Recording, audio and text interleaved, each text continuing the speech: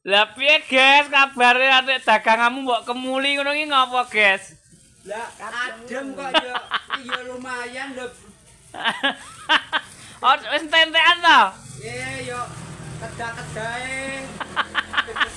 Niki lho, Guys, sing kangen kalian Pak Dit Tuas niki. Penuh perjuangan, Guys. Oh lah iya. Ora ning ngomong-ngomong nek ider iki duite nggo ngopo, Guys?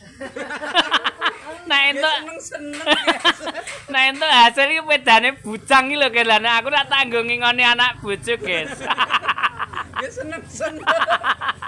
Iki lho, Guys, Pak Dit Tuas iki duda mbok menawa ana sing arek dadi bojone Bang Tuas iki lho. Kowe siap to, Bang, ya, Bang? Lah agak umur 18 lho aku ki. Iya. Ora Bang Tuas iki malah dikrukupi kaya wong imbu gedang ngene iki lho, Guys. Wah, jan. Nek nggon aku to ora tak krukupi ngono lah ndak ngringet.